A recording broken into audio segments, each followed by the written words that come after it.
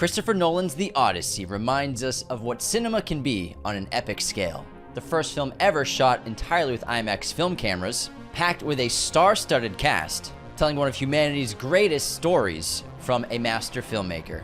Let's break down The Odyssey.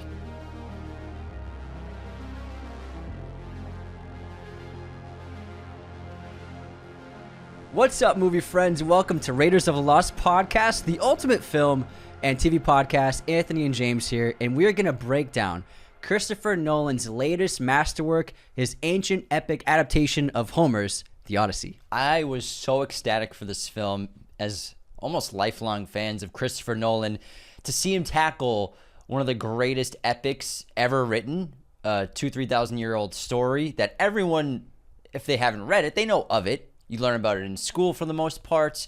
There's been so many fun adaptations of it. I remember Shiloh did an adaptation of The Odyssey back in the day.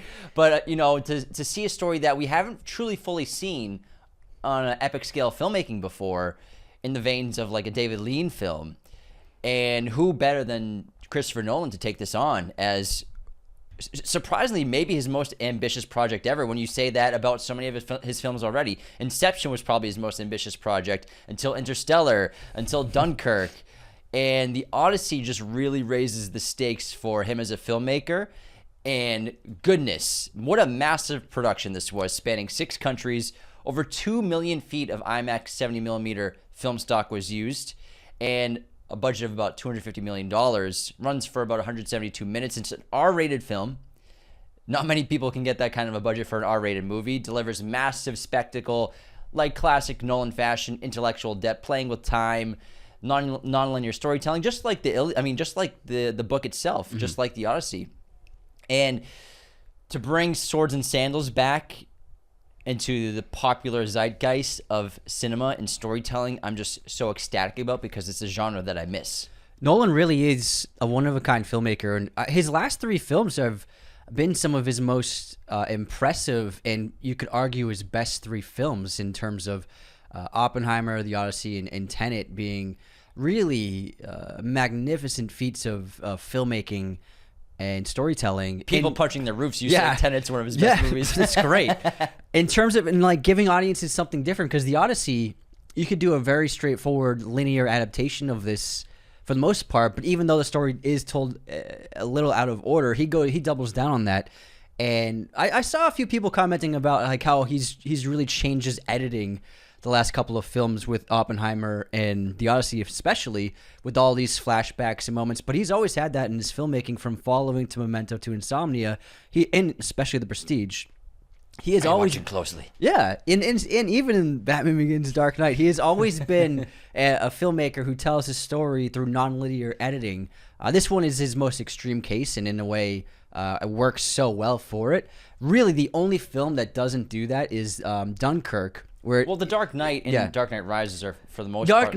Dark Knight for sure. But Batman Begins bounces around a lot. 100%. I mean, yeah. But it's nothing new for Nolan. It's always been his style. It's just he's been putting it into his films more so than ever before. And he really, you can't argue that he's not the most influential filmmaker of the century. And he's the only person who can make this movie happen and get so many people excited to see it, that IMAX theaters across the country are doing 7 a.m. showtimes, 1:30 a.m. showtimes, 3 a.m., 4 a.m. showtimes, and they're all sold out. I have a friend who went to 4 a.m. showtime at the BFI IMAX in London, 4 a.m., and then he went to work. Like, no other filmmaker can capture the interest and the attention of audiences on a scale quite like Christopher Nolan. And as big and gigantic and bold and logistically impossible as this movie was, what also makes him so unique is how efficient he is. This movie was scheduled to be a 100-day shoot.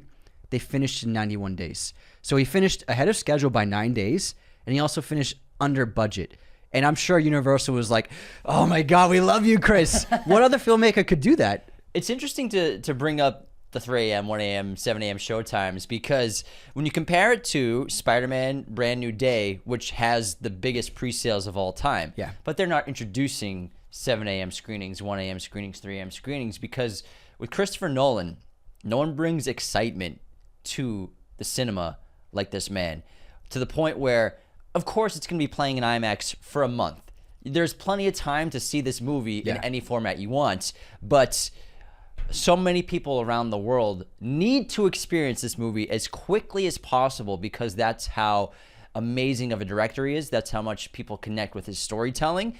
And I've already seen this movie twice. I've seen it in 70mm IMAX at the City Walk, which is the perfect theater to see it in. It's the 1.143 aspect ratio. Looked and sounded amazing. I love that theater. It's the 80-foot screen. That's where Nolan watches a lot of his dailies. He lives around there too, so he attends that theater pretty often. As well as I saw it in their 70mm projected widescreen, which is a 2:1 widescreen aspect ratio, which I adored. And I love super wide film anyways. I love the epics of the past. So it was a treat to see it both styles. Both I took away different things from.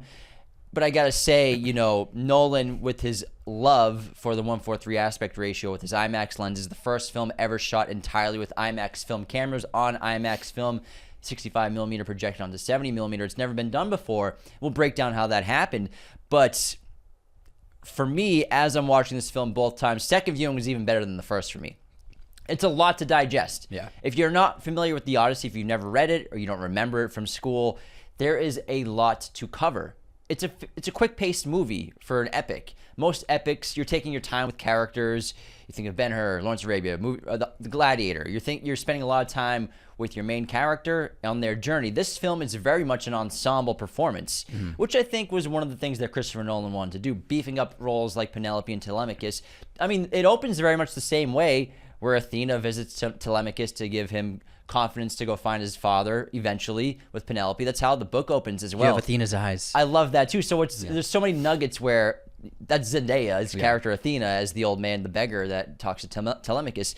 But in terms of the scale and what he was able to capture from the book, there's obviously so many differences, and I can't wait to talk about how I know everyone hates that term, modernizing a story or making it for a more contemporary audience, but that's what writers have always done. You know, this story's so old, it's been adapted and interpreted so many times by the pen, by the typewriter, by books, but to finally see it on a large scale by brushstroke, exactly, by large scale filmmaking, to see what someone like Nolan will do in terms of him loving not just the non-linear storytelling, but subverting expectations, especially with all of the female characters in this movie. That's something that I want to touch on in this episode as well. And Nolan is a combination of so many filmmakers that he loves, whether it be Ridley Scott, Michael Mann, Stanley Kubrick, and we've seen that influence on a lot of his films. But in particular, this is his David Lean movie. And I thought about two David Lean films while watching this movie. Obviously, Lawrence of Arabia. The grand scale, epic nature of it, the incredible landscapes, an international cast. But also there's a film David Lean called that most people don't know. It's called Ryan's Daughter, starring Robert Mitchum, who played Max Cady in Cape Fear. He was a great actor. And that film, I'll just talk about quickly. There's incredible sequences on the shorelines of Ireland, and the cliffs and the rocks and the water. And there's a big action sequence at the climax of that film with incredible practical filmmaking and stunt work of an overrun beachside from high tide and trying to rescue a little boy who's stuck in the high tide with cliffs and rocks, and the whole village comes together to try to save this kid. And that movie's so incredible because it's just one action scene in that whole film, but it was so impactful. And that scene, and as well as there's some great surrealism in the beach sequences of that movie that reminded me a lot about the Athena sequences in this film. And I like the way that he portrayed the gods in this movie. And it wasn't in your face, but it was more subtle and minimalist. He didn't erase them from existence like in Troy, where you don't see them at all. But they're much more subtle. You see a couple of them. You see, obviously, Athena multiple times, but I love how they portrayed that only Odysseus can see her. And it was very subtle, and I think that they did a great job with Zendaya's screen time of really just giving you breadcrumbs of Athena. But also, like, you don't see Zeus, but you feel his impact. You don't see Poseidon, but you feel his impact. You feel their actions, and I thought it was smart, especially for the tone that he was going for, to not depict a god realm, to not go Clash of the Titans with it. I think that would have taken us way out of it, but really just to see, because when you think about the humans in this world, they're like ants. And Odysseus says, talking about the Cyclops, why doesn't it talk to us? It's like, would you talk to ants? And so Nolan keeps the film grounded in the perspective of the humans, in particular Odysseus. So we're experiencing the actions of the gods, but we're not seeing them except for a couple. And I thought that was a great way and tonally to approach the film, to make it feel grounded and make it feel raw, because this film is very raw. It's instinctual with its filmmaking. It's such a great display of naturalistic filmmaking, naturalistic lighting, using the sun as much as you can. Nolan and Hoyte try to be as practical, not just with the stunt work, not with just visual effects and practical effects, but with their cinematography as well. They're not blocking the sun and getting perfectly lit actors. We're looking at, your actors with the harsh sunlight on them. I miss it so It creates much. such great contrast. Like, think about the last shot with Anne and Matt on the boat. And I was just like, you have this glorious, because what the natural light, especially with sun at certain times, like at sunset at that time, you get this beautiful warm glow on the actors' faces, but it's also cool, so the shadows are blue. And you don't get that in most films anymore. You can't get that digital. Yeah, it's impossible to recreate that. And only natural light can do that. And so we get images like that and the beautiful silhouettes. I mean, I think this is the most visually interesting film Nolan's ever done. And he's done some unbelievable displays of visual filmmaking, and Hoyte being one of the great DPs. But this film was so filled with just mouth watering, jaw dropping, salivating. I was going jaw dropping cinematography and frames and the extreme wides of like that cut to Odysseus when we first see him, and it's that shot in the trailer. Well, it's a great cut from the ship and sea, and exactly. Then it's Odysseus walking on the beach alone. Incredible match. My cut. mouth dropped. My mouth watered from that. Wet. I got mouth wet from that. Anthony. Again, here we go with the match cuts. This is where it felt like Nolan's David Lean film, and the incredible use of silhouettes and minimal lighting, shooting at either at dusk or when they were shot in Iceland. They shot at the time in Iceland where it's 24 hours of light, but it's not bright. The sun always remains like along the horizon line, so it's never up high, so they can shoot and make it feel like it's dim and dusk-like or dawn-like. And some of those shots with just a couple of flames lit, it's some of the most breathtaking sequences of the film. And the visuals, I mean, this is like, it's, in my opinion, it just works better and things look better when you do it for real. And Nolan is the spearhead of that in cinema. Do you think this was his most quickly paced film? Yes. Because it's relentless from the start, and he lets you know right away it's going to be that kind of a film. I mean, just the opening sequences alone with, in Ithaca, Telemachus, Penelope, the suitors, he's got that camera on the helicopter, and he's pushing it in, and we're doing a lot of edits, a lot of quick edits.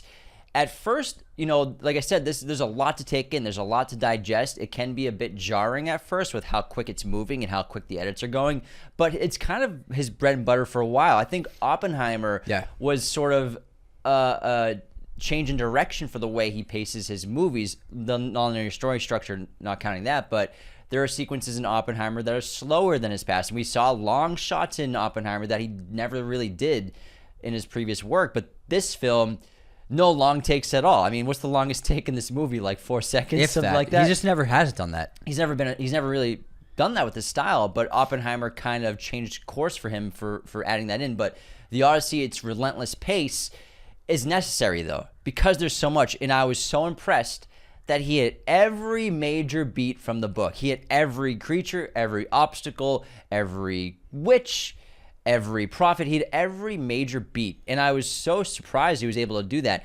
Even the lotus flowers, I was surprised how he was going to interpret that in. But what was interesting is he took the lotus flowers and added it to Calypso's storyline to get 2 for 1 there. And it worked really well because the lotus flowers, and we'll talk about each of the creatures, each of the obstacles and gods in depth. But the lotus flowers pairing it with Calypso was clever because you're taking a character and you're putting him on this island and you're taking his memory away from him with the lotus flower, which I thought was really interesting. As I would say, like an hour into this film, when things really got rolling, I was like, I can't believe he's pulling this off.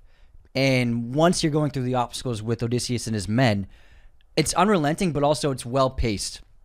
And he spends enough time with each obstacle to really feel the impact. And it is obviously a little bit different from the books in terms of how he tells the story, who he's telling the tale to of his past. But I think that there's certain things he cut out, but that we didn't need. And in the Odyssey, Odysseus tells his tale to the king and queen of a distant land that take him in. But in this one, he's telling his tale to Calypso. And so I think that worked better because, like you said, 2 for 1, he put that, who Odysseus is telling his story to, and he took those characters out and put it on to this other structure, this other part of the plot, which again refines it and condenses it, but not in a way that you feel like you're losing anything. It just works better for the timing of the movie. I remember, I don't know, like a year ago, I saw this great interview clip of Nolan. He was asked by an interviewee, how do you respond to audiences or critics who say your movies can be confusing, can be complex and hard to grasp your first time viewing? And Nolan had this great answer where he basically said, just feel it. Like, don't worry about understanding it, just feel it. And not that you can't understand this movie because it's, at the end of the day, it's a simple story. But Nolan movies make you feel a different type of way. As soon as I see that Syncopy logo come up in the opening crawls of all the production companies. Universal logo looked great. Oh, man, it looked excellent.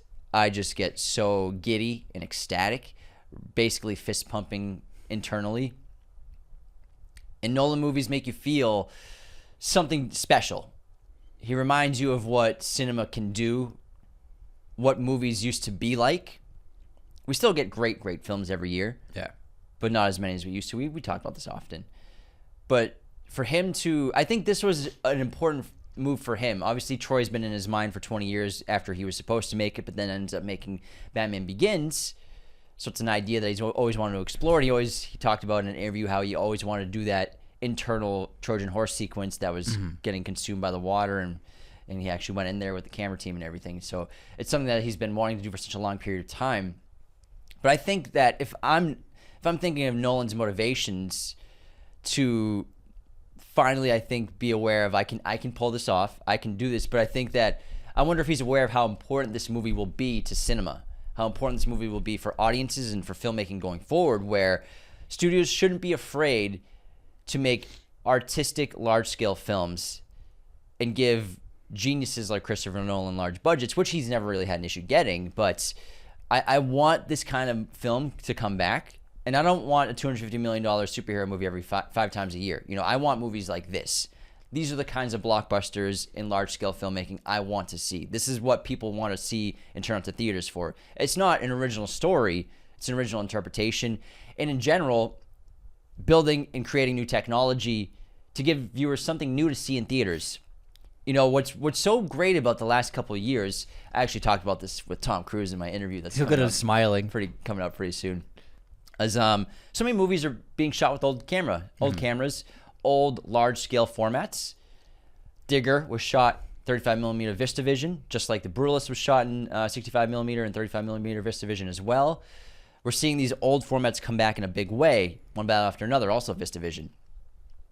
VistaVision, I think, has a very comparable story to IMAX. VistaVision, the reason it was made was studios needed to compete with television. Television was consuming audiences' attention, and they were getting drawn less to the movie theaters. Sound familiar? To the streaming wars, streaming platforms, people being less drawn to theaters. So different production companies, different studios build different widescreen formats. VistaVision, a very popular version of that, where they presented audiences something they couldn't get at home. A beautiful, super wide aspect ratio shot on brilliant 65mm film or 35mm film. And this gave people something new. Some people might look at it as a gimmick, but it's just a new way to convey your art form to people. And it's a unique way to view something from the perspective of a story in cinema. IMAX, very similar tale. Obviously, it's been around for 20-ish years, but not really since The Dark Knight has it been on large-scale filmmaking for narrative films and theatrical releases outside of science museums and documentary filmmaking. Nolan and David Keeley helped pioneer that, as well as Tom Cruise was a major player in pushing IMAX in studios. J.J. Abrams. Yeah. IMAX is giving people something new. You can see this in IMAX 70mm, and it's unlike anything you'll ever experience at your home. 70mm wide, same exact experience. And that's why I think it's so important that to be aware of this era of filmmaking we're in, where this technology boom of analog cameras, advancing that, for me, is so much more important than advancing what digital cameras can do. It's the same thing as like one of the reasons why I love watching older films is, in a way, I think they look better and they feel better. It's not just that they look better, you can feel it. Especially like I love old Technicolor films, like Black Narcissus, The Red Shoes, even like Wizard of Oz. They feel different because of the Technicolor processing, which adds an element to the quality of the imagery, the coloring of the imagery. And it's just like it looks better than most things shot in the last 10 years, last 15 years. And if it looks better and it feels better, doesn't it make sense to just keep using that format, but build the technology around it like Nolan's doing and IMAX is doing? Because if it's still the best quality, why go... I mean, I get it. Go to the more efficient route because it's easier, more efficient. But if you care about the quality of the imagery, it just makes sense to keep using the best quality. And at the end of the day, that's what IMAX is. Did you hear Coogler shot his pilot episode of X-Files in 65 millimeter? Amazing. It's going to look great. He might release it as a movie because it's supposed to be great. And someone asked me the other day, why shoot it in IMAX 70 mil if it won't even, you won't be able to tell a difference when you watch it in other formats? That's not true at all. Since the quality is so great, whenever you transfer to a different output, the quality will still be retained. So if you shoot something in 70 millimeter IMAX and you watch it HD, like on a phone or on a laptop in high definition, 1920 1080, it'll look way better still than anything shot like 4K that you watch in HD. So the image quality does scale down no matter what format you watch this in. The quality of the imagery, since the original image is higher quality, it will always transfer and look better than anything else. We want to stay on some IMAX stuff and Sure. film. So if anyone's uninitiated to what we mean by IMAX film, 65 millimeter, 70 millimeter, how it's different from shooting digitally, shooting on 35 millimeter, a more traditional film stock, let's break this down. Also, how the Odyssey was the first film ever to shoot every single frame in IMAX film with IMAX cameras. It's never been done before, even though IMAX has been using the format since The Dark Knight. Technically, his first test shot was on the Prestige. But real quick, check out this amazing Odyssey poster over my shoulder provided to us by our great friends at movieposters.com. Use our code Raiders10 at checkout. You'll get 10% off, as well as the affiliate link in our podcast description gets us a commission. Someone just sent me a DM. They got 15 posters in one go. Oh my God. Using our code. Amazing. They got 15 11x17s, and he's like enthralled and so excited about it. He's a teacher as well, so he's gonna put a bunch of... How much money did he save? Probably 10%. Yeah, several $100s. But very cool. But let's get into IMAX. So first of all, when we talk about film versus digital, film, in our opinion, is superior. It's organic, it's real, especially if you can see film projected in a theater. It's an experience unlike anything you could ever get at home or digital cinema projection. Nothing wrong against digital cinema. This is just our preference. I prefer film. Anthony prefers film. It's something that we always promote. Kodak has been booming the last few years because filmmaking is coming back in such a big way, and Kodak produced all of the film and manufactured it all for the Odyssey, over 2 million reels of it, over 2 million feet of the 65 millimeter IMAX stock. Now, traditionally, most movies, if they shoot on film, they're shooting on 35. And that is also a stunning, beautiful film stock. But how does that differ from IMAX 65, 70 millimeter film stock? IMAX film stock is 3.5 times the size of 35 millimeter. So just picture how much more you're capturing in terms of the world in that photograph of every single reel. How much more contrast, how much more exposure, how much more lighting, how much more detail, color, so much more. It's such a bigger image. It's unfathomably higher quality, and that's why IMAX 70 millimeter is such a special thing to see in theaters, because you can never get an experience like that unless you're seeing a film shot that way. And the way that works is when you blow up the image and put it on the screen in a theater. So with 35 millimeter, it's still great, but it's much smaller. So when you blow it up, it still looks amazing. But since IMAX film is so much bigger, when you blow that up, the detail and the quality of the imagery is exponentially better when you blow it up on the big screen, because you're starting with a larger image. And so that's really, It all comes down to quality and what the image is. And if you start with a bigger image and you blow that up, like think about a digital photo. If you take a digital photo, like low res, and you blow it up, it's all pixels. But if you take a really high resolution, like extra high resolution photo and blow it up, there's not going to be pixels. It's the same thing, but organic with film. And it's just better. Yeah, it's better. Yeah. Why was this the first film that was able to do this, though? I mean, Nolan's been shooting on IMAX film stock and IMAX cameras for a while. And also, so many movies are shot digitally for IMAX. Totally different. I mean, at the end of the day, they're more shooting just extremely high-quality digital with the Big specific sensor, aspect ratio, which still look great, but it's not even close to the same thing. But why was this the first film ever to be able to accomplish this? Because IMAX cameras, even film cameras, are loud, but IMAX cameras are notoriously loud.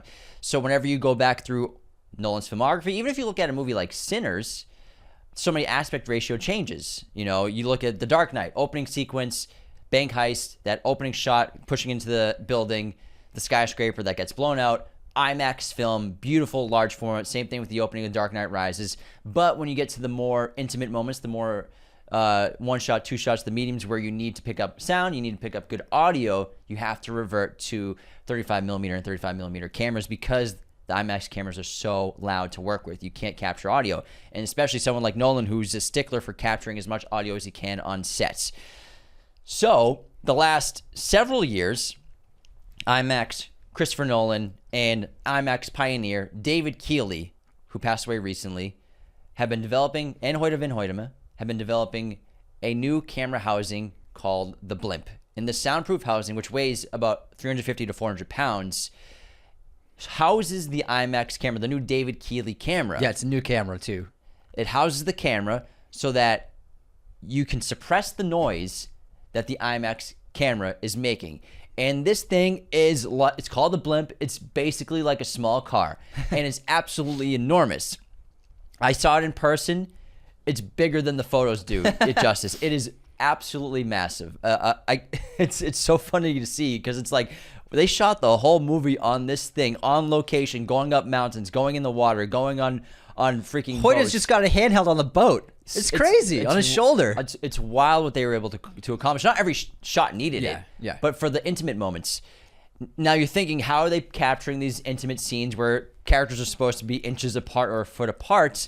What they did was they developed a mirror system. So traditionally, if you're shooting two characters close together, you know, you're right near them with the camera. They're both spaced very closely apart. Sometimes you have to block them a little differently depending on the angle and the lens.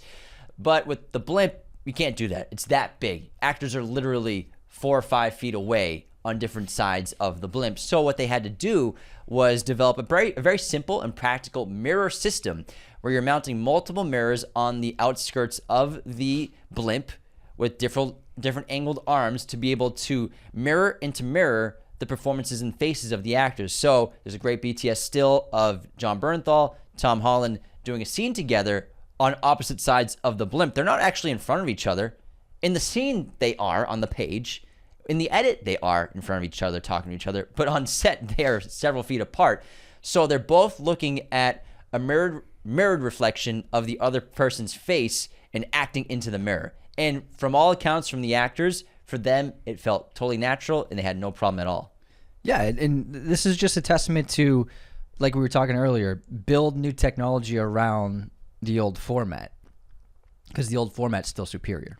And the acting in this film was extraordinary. I thought the cast was outstanding. It's a big ensemble. And there's a lot of controversy about the casting online. I thought everybody did a great job. I thought it was really well cast, especially the lead ensemble. And also, some of the most impressive performances were just from small roles here and there. And it all comes down, casting the right lead in Odysseus, Matt Damon. Perfect choice. A perfect leader for this film. Did you see how he got his voice to be all gravelly? How?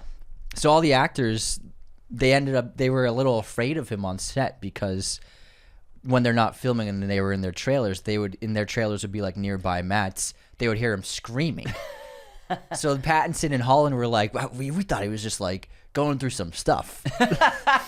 Like something was going on because he would just always be screaming in his trailer, like on top of his lungs. And And they were just like, man, what's going on with Matt? Because when he gets to set, he's super nice. But when he's in his trailer, he's just always screaming. What happened was Matt wisely did this to make his voice gravelly, make it scratchier, make it weather worn. So when he speaks, you feel the age and you feel the weather in his voice. You feel all the pain and obstacles he's gone through, all the trauma. You feel that in his voice, and he did that by just blowing out his voice. I love that so incredible. Much. That's a great bit. That's hilarious. And it works because when you hear his voice, it's so guttural and... Well, we'll talk about the characters more in depth because I want to talk about more production stuff than get into characters and story and stuff. But what I loved about Odysseus in this film, and you get this in the book, but the book ironically is more like sensationalized than this movie in a lot of ways. But that's because Nolan's such a grounded filmmaker. Odysseus feels more like a survivor than a warrior. He always was in the book as well, but it seems like he's just trying his best to survive constantly. And you get that through Matt's performance, where he's constantly being berated by the gods because of what he's done and the actions he takes. That's such a fun fact. Yeah. But from the filmmaking side and the production side, I can't think of anything that's gone to the lengths that they've gone to in this film for practical location filming since Lord of the Rings. I was thinking about Lord of the Rings. Lord of the Rings famously has so many great stories shooting in New Zealand in these amazing, breathtaking locations. But you need actors to hike like an hour to set up a mountain or take a helicopter to set. And that's what they did. There are several locations that required 45-minute mountain hikes in full costume up to their 900-foot castle. This was the Ithaca location. Mm-hmm. Actors had to hike up.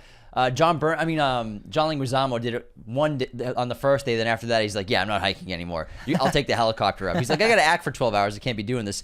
But he's in his 50s. But any crew or cast that was willing and able to, that could walk, they walked it the whole time in costume, in wardrobe. Tom Holland doing it in sandals and costume, often leading. But having helicopters, ferrying equipment, and less mobile crew up and down this massive mountain, plus not massive mountain, but mountain hike. Plus, they had to build. Think about it. You got a big crew, big set, big production. You need crafty. You need lunch. You need dinner. They had to build a massive scaffolding lunch platform on the side of the mountain to feed the 200 people every day on set constantly.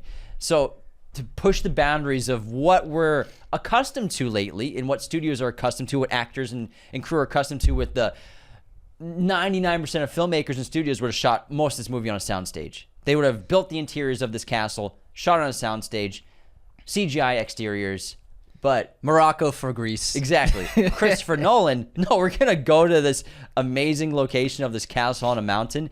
We're going to hike up that bitch every single day, and that's how movies used to get made, and that's what we're going to do. There was one shot in particular that I was like, oh, this is Lord of the Rings type filmmaking, and it's at the Isle of Circe, which is one of my favorite sequences we'll talk about later. And it's when Odysseus is walking up the hill, up the mountain, and his guys have already, we'll talk about that, what happened to his crew. And I was just like, wow, he's walking up, and there's this beautiful cliffside mountain range behind him, and the water's on the right, and he's really there. And I was just like, wow, everything's so fake now. I know. And I was like, this is the way it should be, because he's really there. And it sells the world. The thing is, it really sells what's happening. It sells that, oh, they're on this location. They're at the Isle of Circe. It feels like the Isle of Circe. It's not just some flat green screen CGI background. Desaturated, yeah. You felt the blues and the greens in this movie. The water. When they God. There's this beautiful shot. The sun's just peeking through clouds. Yeah. It's this hillside surrounded by grass. It's like a cove pushing in. And the characters are walking up. I think it was just the crew after Odysseus goes to hunt. It's one of the most stunning shots in the film. And it's just there. Yeah. They didn't build anything. How about the chasing the fading sun shot that they repeat multiple times as a theme of the film? Gorgeous. I was like, oh my God, it's so beautiful. And it's just like, to see it on the IMAX film frame, I'm just like, this is extraordinary. That's so funny. That's a great way to put it. Movies like The Odyssey make you realize how fake other movies are. Yeah. But not even if it's not CGI, but knowing it's not filmed in the right location, because it's filmed in a better location logistically. And also, the world's beautiful out there. Yeah. And I know it's expensive. It's tough. Every person on this crew and cast said it was the toughest movie they've ever made, especially if they were there for a long period of time. But look at what they have created. This is a special movie. This is a movie that's going to be talked about for years to come. And I think, obviously, it's proving it with such a huge performance.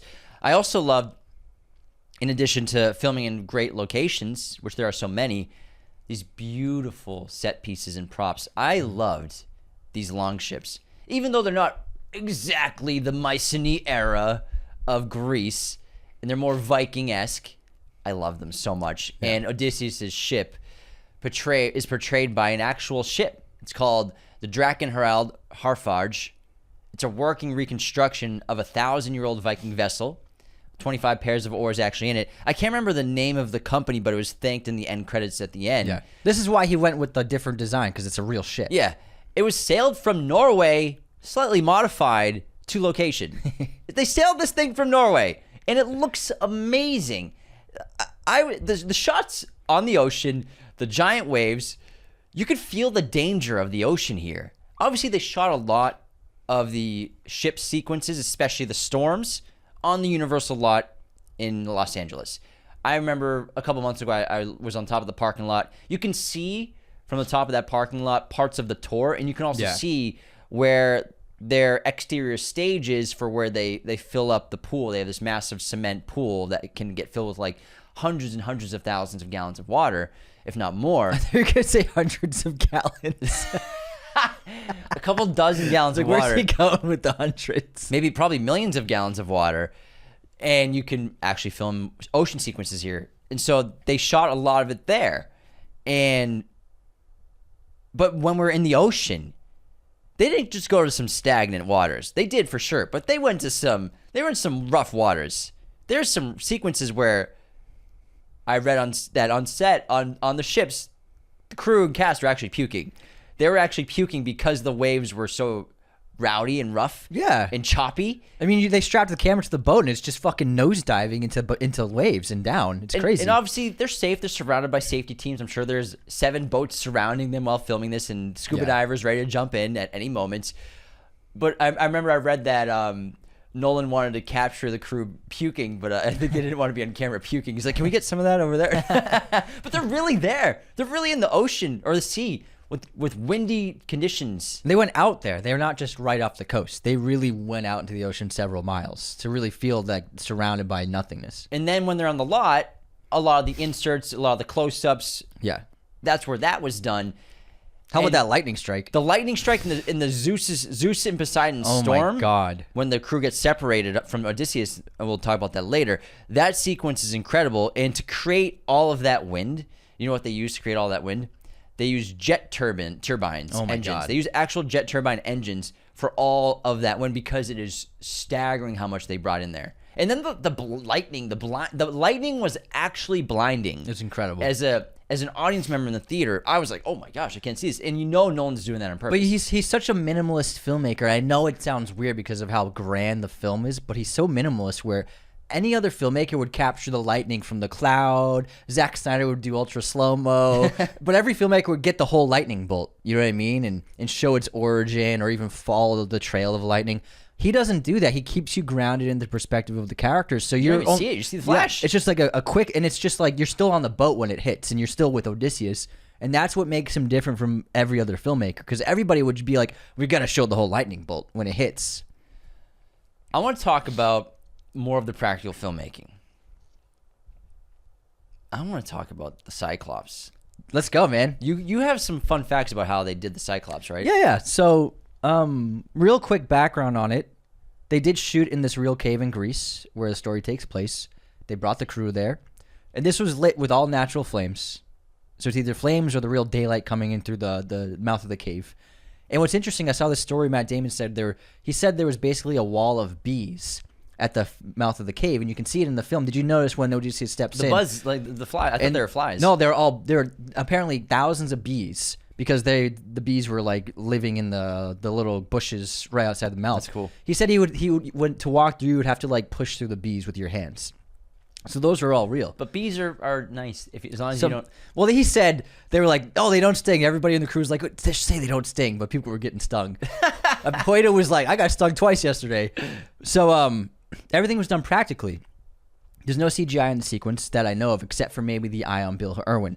But the way they did this was they filmed in two sets. They filmed in the real cave, and inside the real cave, when they interact with the Cyclops, which is, I love the design of the Cyclops. I thought it was brilliant. I thought it was horrifying, but also it felt like character driven. The design of it. It wasn't too scary. It just felt authentic and real. I feel like they often are depicted as being extra monstrous. This felt like a real being, if that makes sense. And I liked it compared to the book, because in the book, the Cyclops talks. Yeah. He does speak. Yeah. Can't really make it out too much, but I liked how it was more of a creature. Yeah, because he changed how he escaped. In the book, Odysseus says his name is Nobody. So then when the Cyclops' friends come asking for help, Nobody stabbed me. Exactly. So I think Nolan took that out wisely. I think it would have gone a little too fantastical for the tone of the film. So inside the cave, the real cave in Greece, the team built a 60-foot puppet.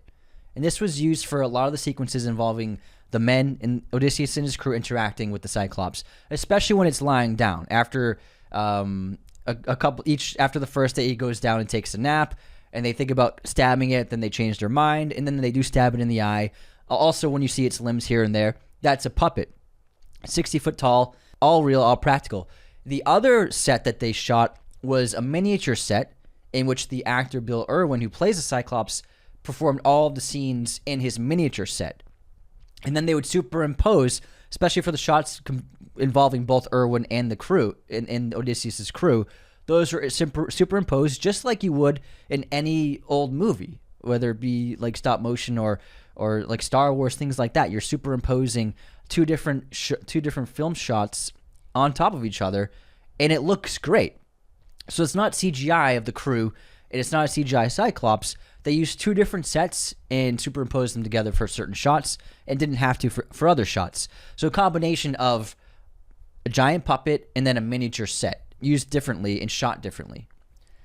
Bill Irwin is so great, and he's a Nolan regular. He played Tars, did the voice for Tars, and the puppeteering for Tars in Interstellar, and brings so much to that performance, just like he brought here. Thank you for breaking down how the Cyclops was shot. I didn't know they did a miniature set as well. I assumed it because obviously you can tell. I think you can tell. But it looks so good. Yeah, it looks incredible. Yeah, and so then the giant hand brushing over the sheep. That's a puppet. That's the hand of the puppet. Yeah, incredible. Man, I can't. I loved that sequence so much. We'll talk about it more in depth when we go through the obstacles. But Nolan really knows how to do horror on such a great large scale. And there's another horror scene in this film. Several. Yeah. Do you have any more production stuff you want to break down before we get into cast, or any more interesting facts about how they pulled stuff off? Yes. Let's keep going, bro. All right. Or I could talk about these when we get into each obstacle. Well, yeah. How about we do that? So Yeah. let's get into the cast. Yes. Break down the characters in the cast. Can I just talk about the casting controversies real quick? Yeah, go for it. So obviously there were so many controversies online with people who have nothing better to do with their time. There's a YouTube video by the same 7 people every day about this.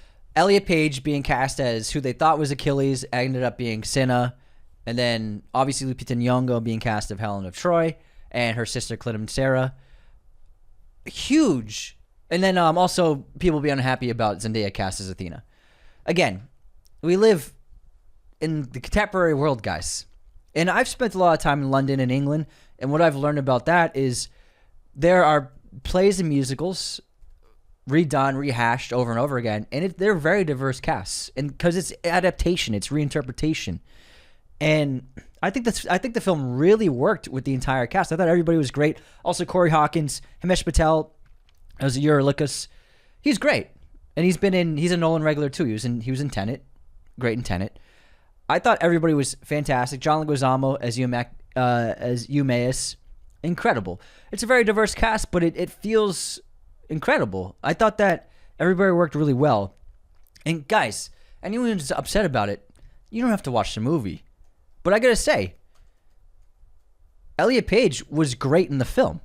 Get over it. Elliot Page is in the movie. Elliot Page plays Cinna, and he had one of the most powerful monologues in the film during the Hades sequence. Yeah, I thought that sequence was excellent. That was a fantastic monologue, and his character basically is a manifestation of Odysseus's guilt, of the choices he's made, of the men he's misled, and of the lies he's told. Because Odysseus is a very deceptive person.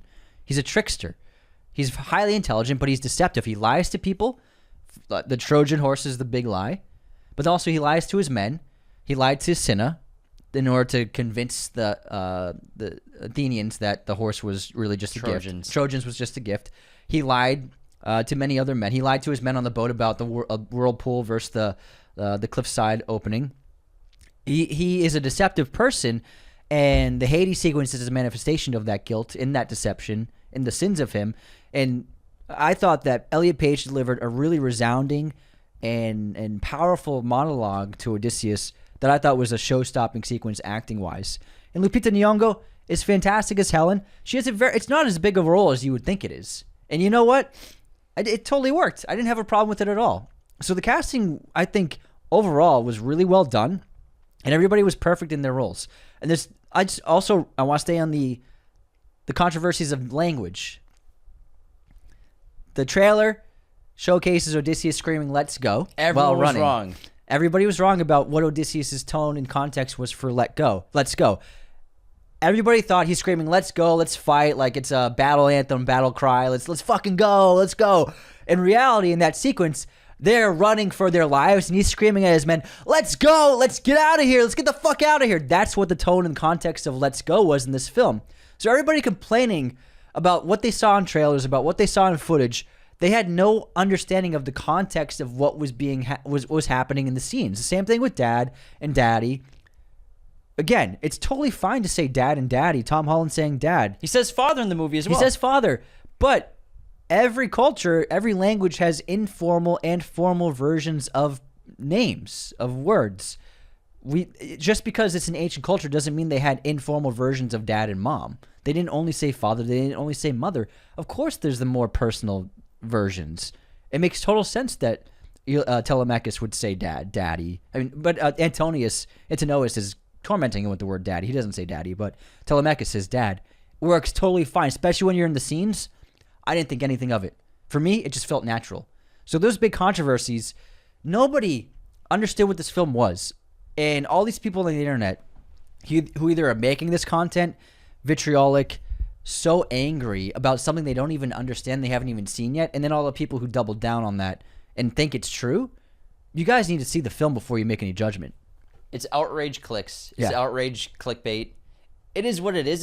It's tough to see because those reviewers, quote-unquote reviewers, critics, they get so many views. Yeah. But at the end of the day, are those people even going to the theater?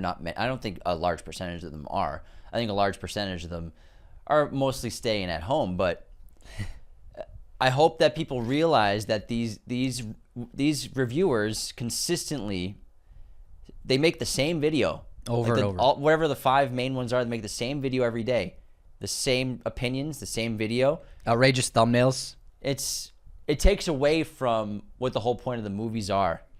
Hey, you don't gotta go to the movies. Yeah. You don't have to see the Odyssey.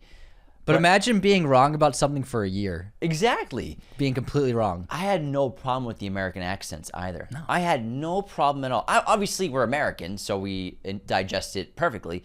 I haven't seen a single complaint since the movie came out. It's only been a few days about the accents. Because it works. It always has worked. It's fine. There's no problem with it at all. No problem with it.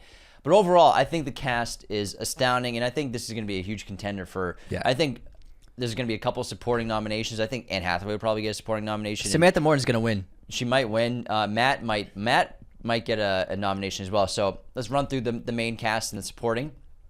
Our core family central figures. We have Matt Damon as Odysseus. I really liked his performance here and the character that Nolan wrote. I wouldn't say it's his career best, but it's a highlight in his career.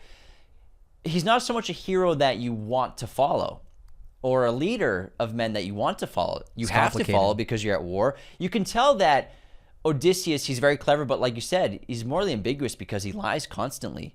He's trying to survive. He's trying to save as many men as he can, but he knows he has to make sacrifices.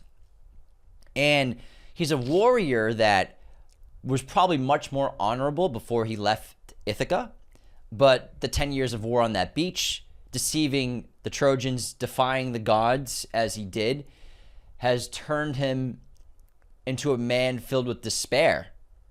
and a man willing to sacrifice his men despite trying to save them at the same time. He's kind of a hypocritical character, but that makes him more interesting versus just most filmmakers would have just made him all bravado, heroic, great one-liners. This is a character that you root for, but you don't want to root for at the same time. I thought there was a really interesting emotional and thematic weight that Matt brought to the performance as well as the writing. He's a complicated guy, and the moral center is his desperation to return home, and that's what keeps you connected to him. But he's haunted by his decisions, and I felt a strong connection to Oppenheimer, the sequence at the end where we're seeing him talk about the regret he has for what he did to the Trojans. Yes, they won the war, but when he's looking at the city being ravaged, he's like, what was it for? Just to destroy this city? And it's all because of me, because I, like Oppenheimer creating the bomb, Odysseus created the Trojan Horse, which destroyed this world, this home, this community. And he's like, what was it for? Really? And it's incredible. I thought it's a complex character. Those are the best kinds of characters. The ones where you really have to, there's more to them than just being white or black. Anne Hathaway's Penelope, I think, is not an improvement on the book version of Penelope, but I think a more interesting version. She's fierce. She's powerful. She's cunning. She's loyal. One of her greatest traits is how loyal she is, but also how angry she feels. 20 years without Odysseus. 20 years, men after men coming back from the war. But Odysseus still hasn't returned. And she has to fend off a palace full of aggressive suitors for years, trying to raise her son, trying to keep the household together, trying to keep the kingdom together. She brought so much depth to this role, just like she does with every role. She might be the best performer in the movie, possibly. She has a couple of standout scenes. I think her monologue to Telemachus in the finale is really terrific, and I love the way how she's moving forwards and backwards. And she's a character who's not afraid to wear her emotions on her sleeve. She has a great plan that can only last so long, where to fend off the suitors, she's making her funeral, what's it called? Garment, whatever it's called, for her father who passed away, or I mean, her father-in-law who passed away in the story. And at the end of that, she will pick her suitor, but she every night takes away the work that she did. Unravels what she's done. She's clever. Man, she's a slow stitcher. There's only so far that can go. But every single day, every single night, these suitors are there waiting for her to pick one of them, drinking their wine, eating their food, fighting, partying, debauchery every single night, demeaning her son. Goading him into a fight, trying to. Breaking the laws of Zeus, breaking the laws of the god. And she has such a great arc, and the third act, which I can't wait to talk about, she's really terrific in the final 25 minutes. But I loved Anne in this role. I think she was a perfect casting. Pattinson as Antinous, I thought they did a great job of really humanizing him. He's not just a cliched villain. He's someone who's, and he had a lot of heart. I was surprised. I saw a Pattinson interview where the interviewer was like, "Oh, how was it great? Did you have fun playing a character audiences will hate?" And he was like, in the interview, he said, "I don't think audiences are going to hate them," and he was right. For me, has no fucking heart at all. But he is complex. He gets glee out of everything that's going on. But for him, he has to hide as much of it as he can from Penelope. He's clever, but he's a villain. I want to talk about Tom Holland as Telemachus. Great. Who I thought was sensational. Tom is really terrific. And it's a nuanced performance. You know, you're playing the son, a prince, of a king, a father you've never met. Or you don't have any memories of. You've obviously met as a child, but you have no memories of Odysseus, your father.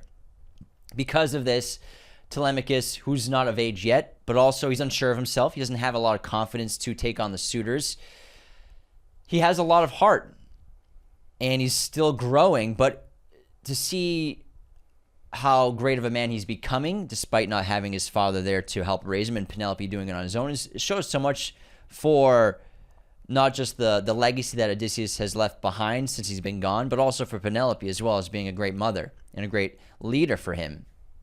But Telemachus and Penelope are afraid of Telemachus confronting the suitors, because if he confronts them, as we see in the opening, they have a right to kill him and take the throne. He's the heir to the throne.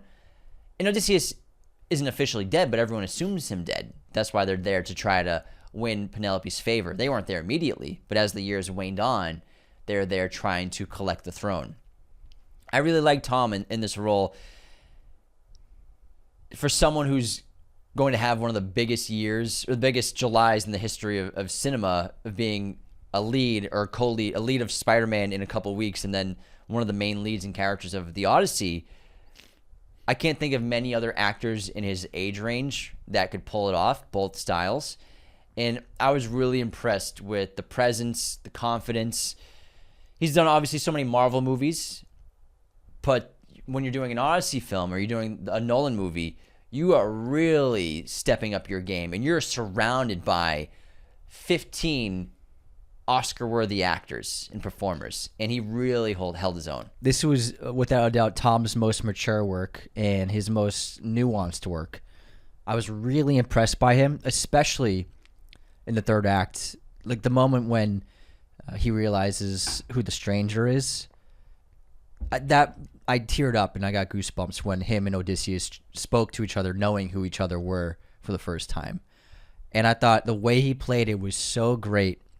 And he did some theater after Spider-Man No Way Home, and I think he's refined his skills a lot, and it's great to see him take a serious role like this and a really complex role like this. Not that the other roles aren't complex, but there's a lightness to the Marvel movies that doesn't allow for too much of this kind of acting, and I think that he solidified his status as one of the most exciting actors of his generation. Well, to stay on Spider-Man, you got to see a glimpse of Spider-Man, and you also got to interview Destin, the director of the film. How'd that go? I'm curious. And obviously, I think the new Spider-Man movie looks terrific. Yeah, it looks really good. It's the best looking Spider-Man movie in years. I can't talk about some aspects. Yeah. I saw stuff. I can't say what I saw.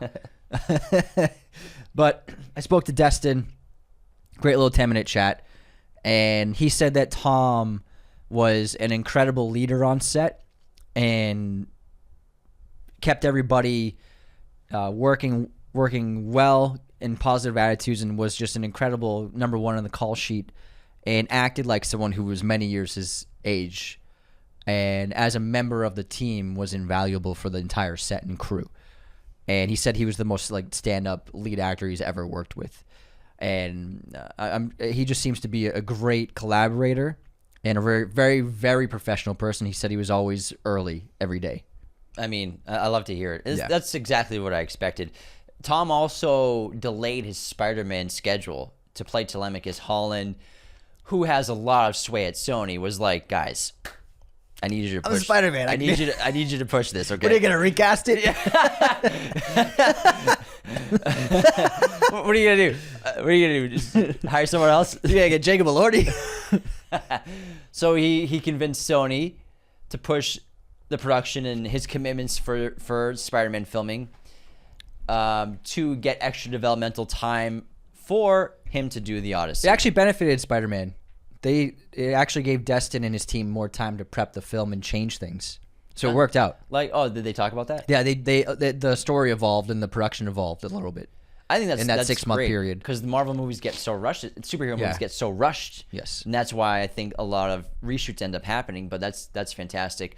Let's talk about some gods and some more characters and some more supporting cast. Zendaya as Athena, I thought it was a perfect casting. As soon as I heard she was cast, I was like, obviously that's perfect. Yeah. And have you seen the great story of where Chris Nolan offered Tom the role of Telemachus after sending him the script, and he asked Tom, how do you feel about, is it okay with you if I ask Zendaya to play Athena?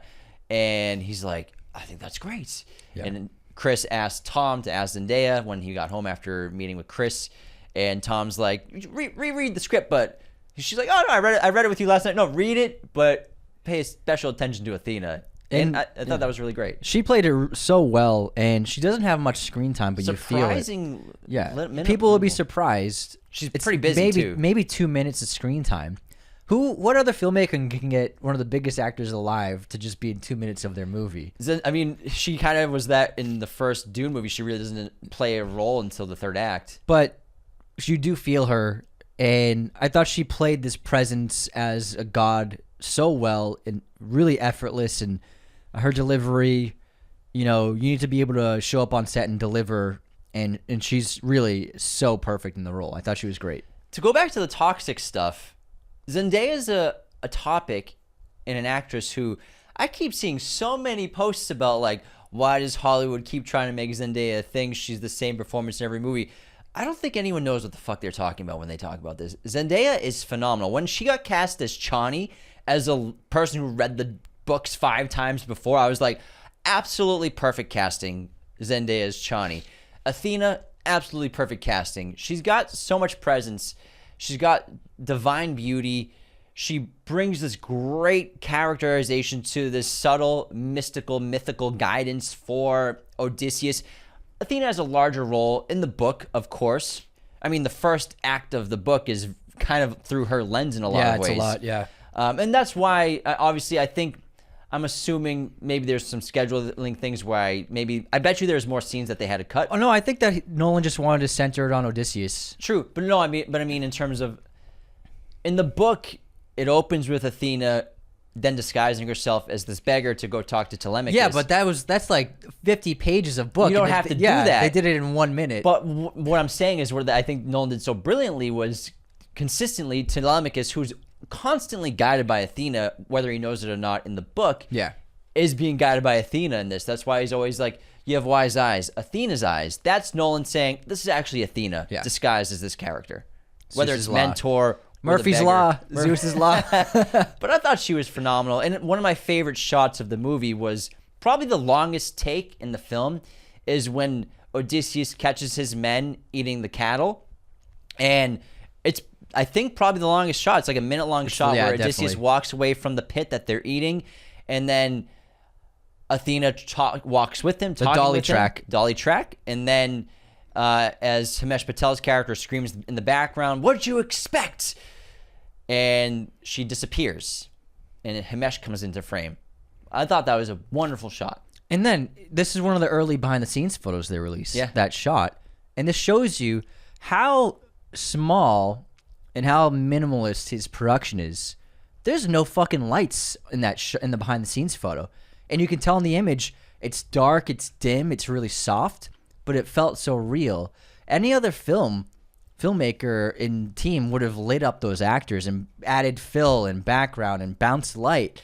But Nolan doesn't do that. He captures everything real. And it's dark, but I love that about it. I love that shot. Samantha Morton as Circe. I was so curious how he was going to portray Circe, and we'll go into detail later on when we go through the obstacles and monsters and creatures. Like you said, I think Samantha Morton's going to get a supporting actor nomination, possibly, just for this one main sequence in the film. On camera for 10 minutes, but she really delivers. This is a sorceress, a witch who transforms soldiers into pigs in the movie. But in the book, more devious, more aware of what she's doing, having fun doing it. But in this interpretation of the character, and we'll talk about this obviously with the female characters and how Nolan's interpreting them, he's writing and portraying Circe clearly as someone who's been a victim, granted power by the gods to defend herself. I think it's pretty clear that that's what he's saying. And she's a very stand-up performer here. Horror-tinged, great intensity. I love the interpretation of the meals and oh my God, and the aesthetic and the way the men were devouring their food. And yes, it's probably the most blatant metaphor he's making, where Odysseus says, "You've turned my men into pigs," and she says, "That's what they are." And then she says, "Go back to your disguises," when she turns them back into humans. Yeah. I thought it was really clever. It is the most blunt thing Nolan says in the movie as a thematic motif, but I thought it was clever. But Samantha was terrific. She's not wrong. That's a good scene. Good scene. John Leguizamo as Eumaeus, as an extremely loyal servant to Odysseus, who, still thinking his master dead for 20 years, remains loyal. Leguizamo's great, portraying a man who's from 20 years in the past to now. He's a blind old sheep herder, and he's like a manifestation of the how Ithaca has changed since Odysseus left.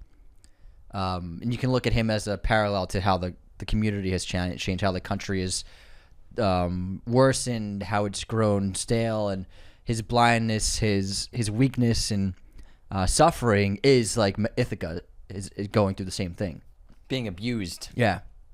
Beaten. Lupita Nyong'o, Helen of Troy, and Clytemnestra. Dual role here. I thought she was great.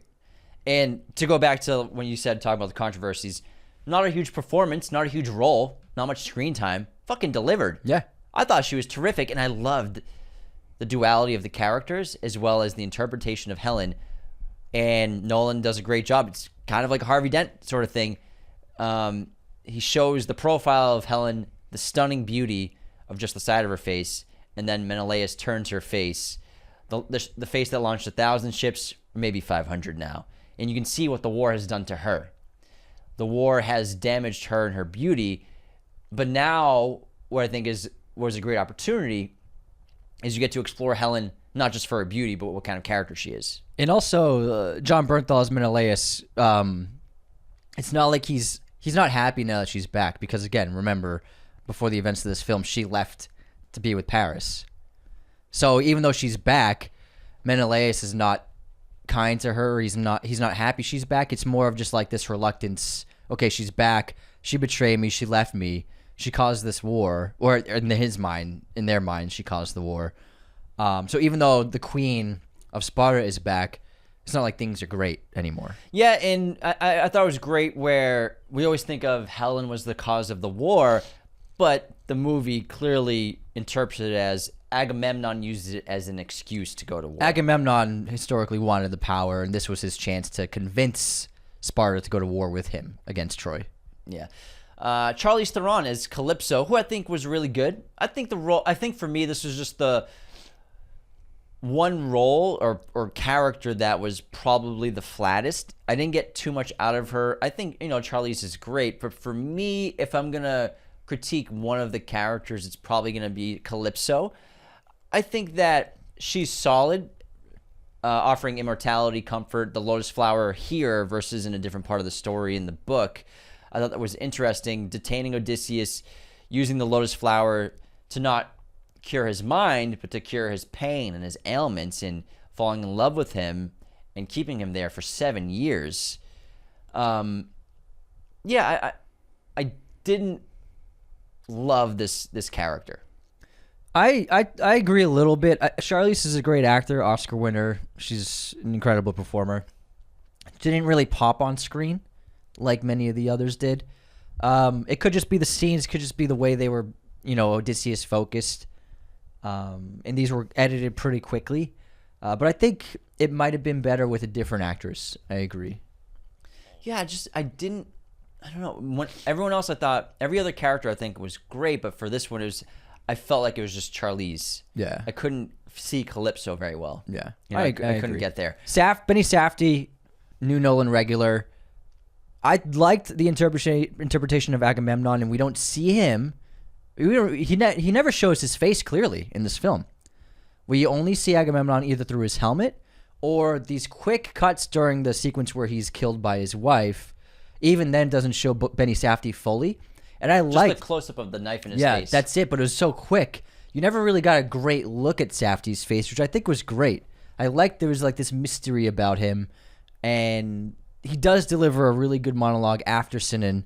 He gives a monologue to Odysseus, asking about, and also revealing how he was killed by his people. By his wife. Yeah. I liked the performance by Benny, and I liked how they kept him kind of just like hidden.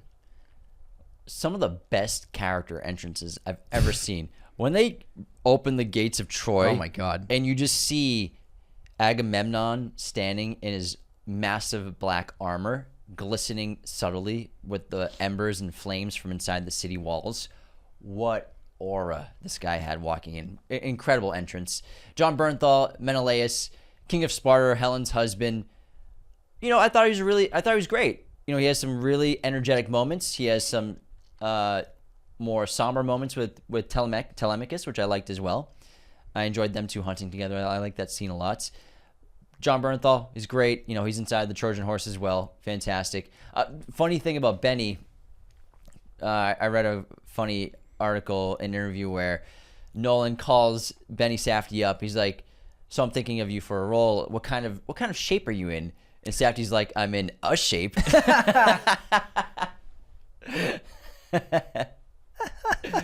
And shooting him from behind. Yeah. Himesh Patel as Euryculus, Odysseus' second in command on the ship, keeps him grounded and voices the doubts of the crew. He's basically the surrogate for the crew. And Voice of reason. Voice of reason.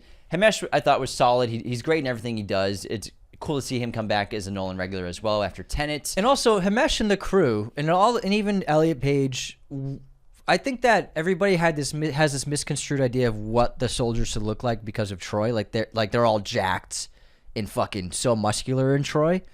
But gotta keep in mind, they sieged Troy for 10 years. They were eating scraps. You know what I mean? You gotta think about these soldiers.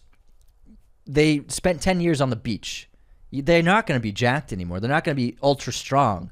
So I really appreciated we didn't have a bunch of stunt doubles who were super ripped. There were some that were big boys, guys, but, yeah. but like someone like Himesh, someone like Elliot Page, it makes sense because they haven't been eating proper diets for the last 10 years. Versus like Ryan Hurst's mentor, Yeah. who's well fed, training constantly, which makes sense for him to be an absolute unit in this movie, which he is.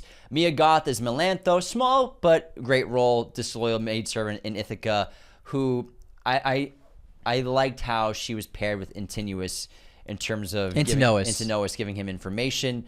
Corey Hawkins as Polybus, one of the suitors, had a big role as well. Logan Marshall Green, Melanthius, one of the slaves and a coward who betrays Odysseus. And James Raymar, great hidden role here. The first time I saw the movie, he plays the prophet, the blind prophet in the underworld, Tiresias. Who the first time I'm like, is that Dexter's dad? And the second viewing, I'm like, that's definitely Dexter's dad. But let me check the credits, and it was James Raymar. And if you remember, he was in Oppenheimer. That's right, he was in Oppenheimer as the commanding officer deciding which city to bomb. You're right. He says, "Oh, let's do this one. My wife and I love to vacation in Kyoto." I think that's what he said. And then Travis Scott is the bard. Yeah. Great. I think it worked really well. And you know what? That's another one of the controversial castings where it's like I didn't feel it at all. I was like, it works fine. It's great. Let's grow up, guys. Yeah. Grow up. It made sense. I thought it was totally fine. I had no problem at all. It's 2026, guys. But man, what a cast, what performances, and man, there's still so much to talk about. And how about we start with the horse? Want to go through all the obstacles and all the main events of the film? Start with the horse. Let's get there, bro. So this horse is really built, 40-foot tall horse. And I saw this interview with Matt where he was talking. He chatted with Nolan on a Friday, and they were going to start filming inside the horse on Monday. He's like, "So how are we going to do it?" And Nolan goes, "I don't know." He's like, "We'll go in there and figure it out." And the crew really did get inside the horse. They really did fill it up with water, and you felt the confinement. They really drowned two of the crew. Yeah, they drowned the very brave actors. R.I.P. They were thanked in the credits. But you felt the immediacy of it. It felt confined. It didn't feel like there was false walls because there were no false walls. And it was like Nolan, Hoyta with the camera, and then the actors, and that was it. And it worked really well. I was so astounded by, they really did drag the horse across the beach. Everything was done for real. And any other filmmaker would have CGI'd the horse being pulled. But he's like, no, let's just fucking do it the way they would have done it. Let's pull that bitch. They really pulled it, and they had the logs. Well, they pulled it for 10 feet. Yeah, but still, they pulled it. And then standing it up and erecting it. And I thought the horse looked great. I loved the design of it. And we got two on set right here. Yeah. There's one behind Anthony, one right here. And the fucking final shot of the movie. Close up of the horse's face with the flames around it. I was like, that was the perfect shot to end it with. It was wonderful. Yeah. I loved the horse, and I thought it was really well done. I think one of my favorite shots in the movie is still, even it's in the trailers, the camera behind the Trojan horses approaching the horse on the beach. It's just the big wide. Incredible. Yeah. Incredible. That's absolutely. I was just like, oh, this is David Lean stuff. And what I loved about this horse, not just the design, the practicality of it. You've seen so many drawings and paintings and animated versions of it. It was like I was so curious what it was going to look like, and I just loved the design so much. And there's tons of great concept art of what direction they were going to go. What the horse felt like is it, and they did it in the film. it was pieces of boat that it was. And it just, you felt, you could really, because the wood on boats were bent. And they would, so shipbuilders, they use heat to bend wood. That's how they get curved wood for boats. So you put the wood over flame for a long period of time, then you can slowly bend it. And so they took those, and the body and shape of the horse was basically designed around what the wood of a ship would be like. And that's what I thought was so brilliant about it. Yeah, deconstructing a ship and connecting it to this amazing, this famous event in fiction that we all know, the sacking of Troy. Yeah. Which is interlaced throughout the film, nonlinear storytelling, whether it's Odysseus refusing to remember, Odysseus interpreting it as them as heroes versus him interpreting it at the end as villains who betrayed the gods, betrayed people, the laws of Zeus, hospitality, betraying them with a gift, a devious gift. And that's a great character trait of Odysseus from the beginning to the end of the film, as well as forgetting it while he's on the island with Calypso and the lotus flower, but fragments coming in as he picks up the pieces of his boat. But the sack of Troy, I remember seeing it for the first time a couple months ago. It was playing before. What movie was it playing before? Was it the Project Hail Mary, maybe? Something. I think it was playing before Project Hail Mary. We saw it, and I loved it so much. But to see it again, and we'll talk about Ludwig's score, don't worry, guys, eventually. But I love the different versions and interpretations from the perspective of Odysseus of the fall of Troy. It's electric when they do it and they open the gates, breaking in. But then as we get through the course of the film and we're on this journey of survival with Odysseus, we see more and more of the scope of what they did and the innocence that they killed. And I thought it was a great connection to Athena, to portray Athena as a civilian being killed by his men. It was so clever because Nolan's trying to make us understand and make Odysseus understand, yes, you were acting as a general and doing your job, but you have deceived everybody. You have defied the gods. This is why the gods are coming after you, and they won't let you get home because of what you've done. And he reinterprets his actions completely. And there's all these hints of civilization falling because the laws of Zeus are being destroyed and betrayed. And Odysseus is one of those betrayers of the laws. Yeah, I thought it was so smart how Athena, that's not Athena's appearance. I don't think we ever see what Athena really looks like. She takes the form of the young woman he saw being beheaded. And that's why when he sees Athena, that's who he sees. So I thought that was such a great interpretation of Athena. And this isn't happening until he's talking to Penelope. Yeah. And he clasps hands with Athena outside of Penelope's room. And it was a beautiful sequence for Odysseus to look back on what he's done and objectively look at it in this whole sequence of the buildings falling, the fire. It was staggering. So this set was actually all built. And what's so interesting about the set is all of the structures you see in the background of the hillsides, the mountainsides, those are actually miniatures. So they built real full-scale sets that the actors are interacting with. They're doing the stunts and the battle, and all the 1,000 members of the armies are fighting. But in the background, everything you see in the background of things on the hillsides, those are all miniature buildings. And the way they framed it was just, they used a lot of forced perspective. And those are sequences where they use forced perspective to make the city feel much bigger than it actually was.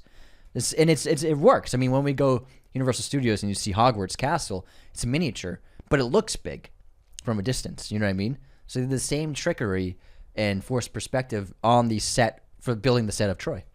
It's like a matte painting too. Yeah. Let's talk about briefly next. It's non-linear with Calypso. Yeah. I think there are three main storylines in this film. It's present day, which is following everything from the suitors, Penelope, Telemachus, Sparta. Yeah. Which connects to Odysseus later on as he's entering the linear tail story end of his structure story. as well. Yeah. The tail end but Calypso is part of that same linear story structure.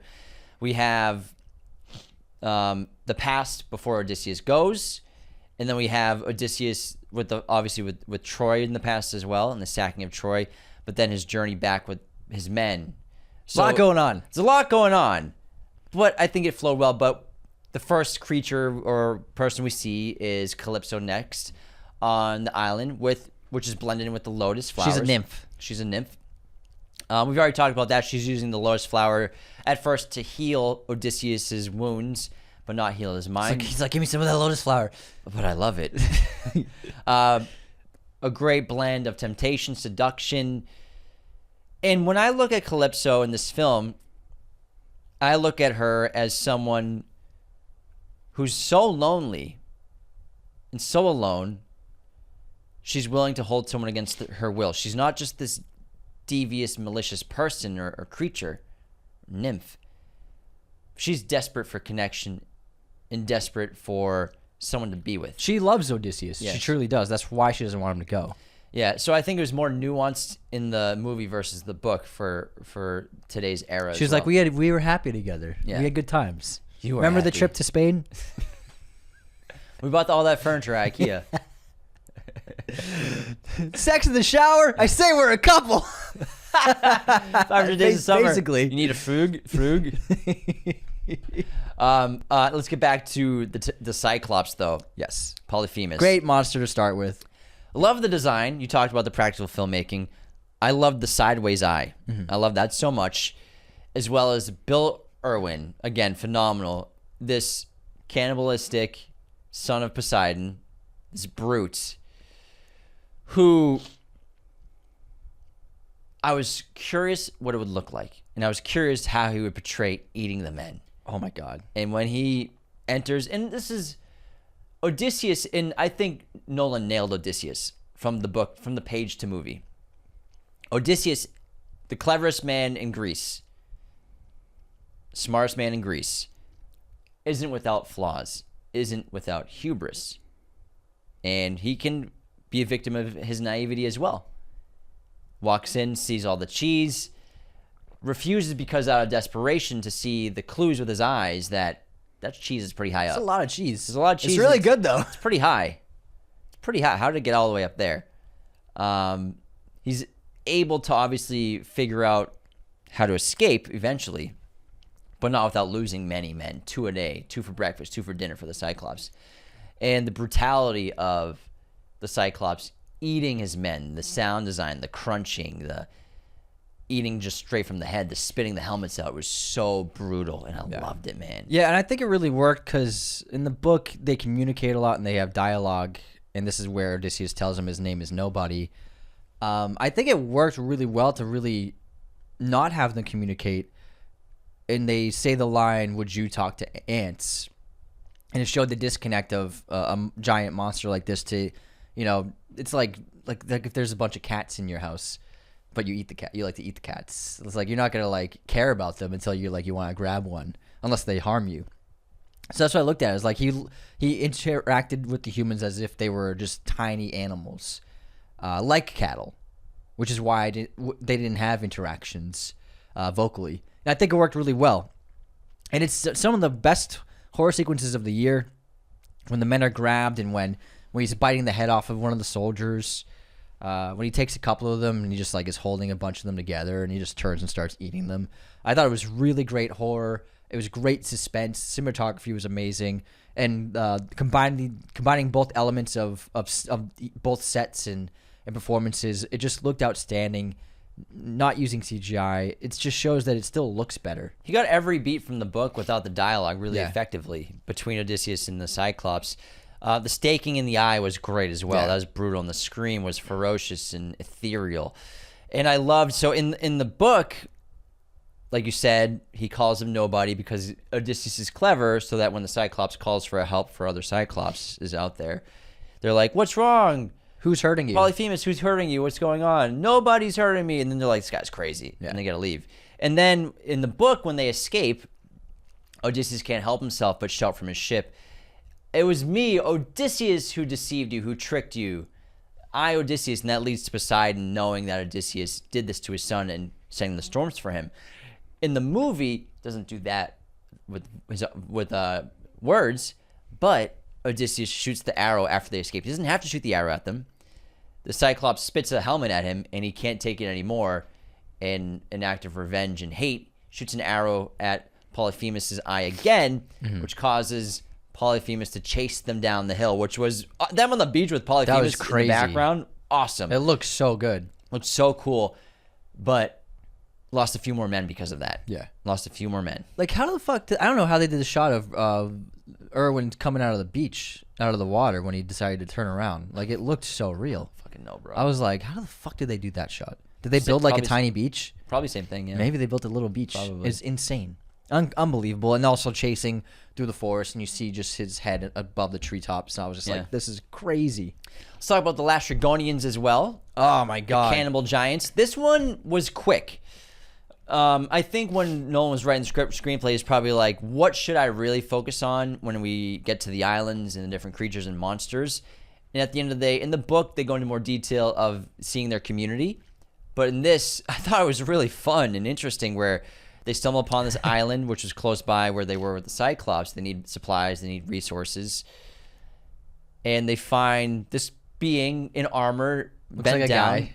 Looks like a soldier. Turns around. It's a child, a giant child, and screams for help. And then come all these giants. And goodness, what a brutal ambush this is in this pine forest. Trees breaking and snapping left and right.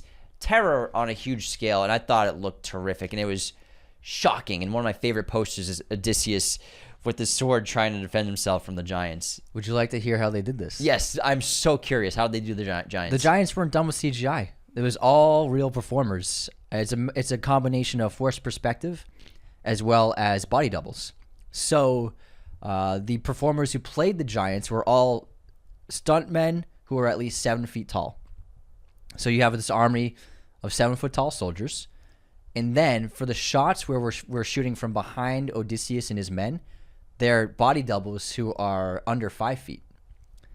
So the shot, the image of like Odysseus, the back of Odysseus encountering the giant, it's actually a body double who's not Matt Damon, who's under 5 foot tall, and a 7 foot tall stuntman. 7 foot tall stuntman, probably with big boots. Yeah, and big lifts. boots, and then forced perspective. So it was all done practically with body doubles. And when they would shoot Matt Damon or Himesh Patel or what have you, they would obviously enlarge with forced perspective and also framing the stunt double, the giants in their armor to make them feel bigger. But otherwise, there's no CGI in terms of the scale of the performers in the scene. It's all done practically. It's all done with real body doubles, real forced perspective. CGI here and there, trees breaking in half and things like that. Obviously, that's some CGI, but the men were really being thrown with wire work through the forest and things like that. So the sequence I thought was brutal. It was so cool. It was the badass moment of the film. And it was just really, really exciting action. Lord of the Rings, man. Lord of the Rings. It still works. Still works. Body doubles, forced perspective, camera angles. It's all you got to do. You don't need to do this on a blue screen. And there's also foreshadow showing how good Odysseus is with his arrow when he shoots an arrow through the eye. Oh, this was in the Troy storming. He shot an arrow through the eye of the helmet of one of the Trojans. So I was like, okay, it shows that how good with an arrow he is. Yeah, and I mean Penelope, that sequence later on when she brings up the challenge and Odysseus in the past entertaining everybody with the arrow through the axis. I want to try it. I love this, but also loses a lot of men. Let's get into, I think might be one of my favorite sequences of the film, the Isle of Circe. After they escape the giants, they're desperate for food. Again, they stay close to the coastline looking for anything that they can scavenge, and they see a hut on the top of a mountainside. They're like, okay, there's someone there. We should be able to find food there, get help. And this is when the men are mutinizing against Odysseus. They're like, we don't think you should come with us. We think you should stay here. Odysseus is like, all right, fuck off, guys. I'm going to go hunt. I'll find something so you guys aren't going to starve because I know you won't be able to do it on your own. So they split up. The men go to the house on the hillside. Odysseus goes hunting to hunt a deer. And the men encounter the house, step inside, and they encounter a frightened woman, played by Samantha Morton, who's Circe, who's terrified of them. And then Himesh's character convinces her, hey, we just want help. We want food. That's all. We're not going to hurt you. So she takes them in, and she cooks them this huge feast of meat and octopus and what have you. And this was like, I've always wanted Nolan to do something like this. Body horror, madness, surrealism. As the men are eating, they're they become voracious in their appetite, and they can't stop eating.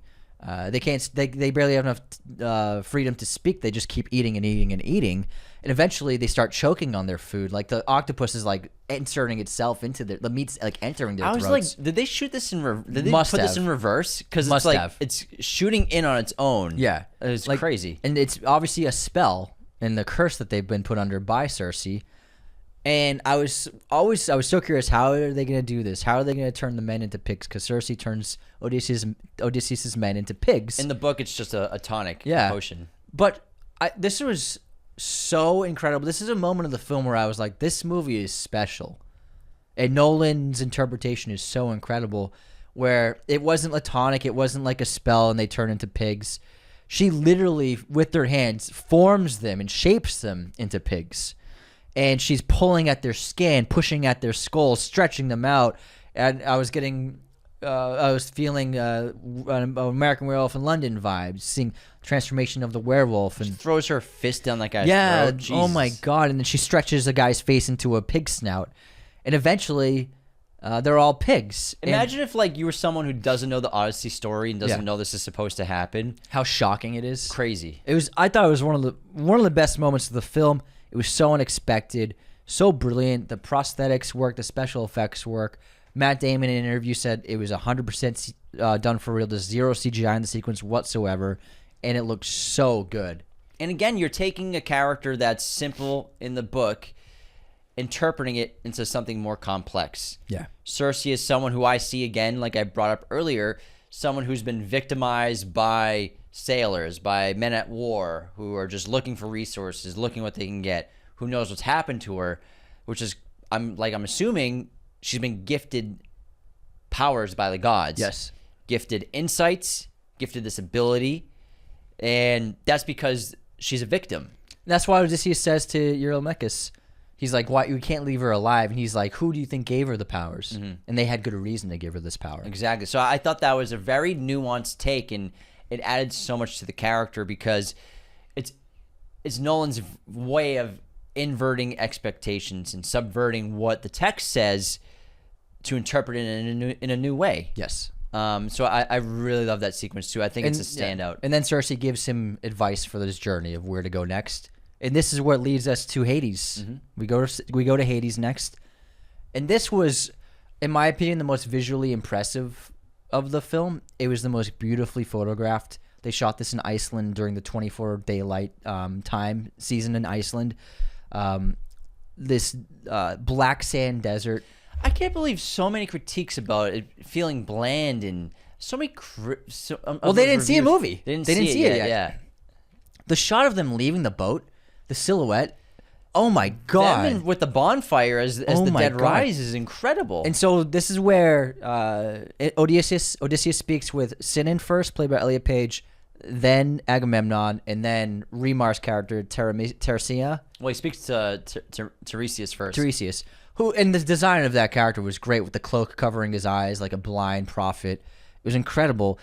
The actors really were underground, and the way they did this, there was no CGI again. I mean, how many times are we going to say it? We'll just say there's no CGI in this movie. I think there's a little bit of CGI, but not in this moment. So in this moment, the actors were actually buried underground, and they were breathing through straws.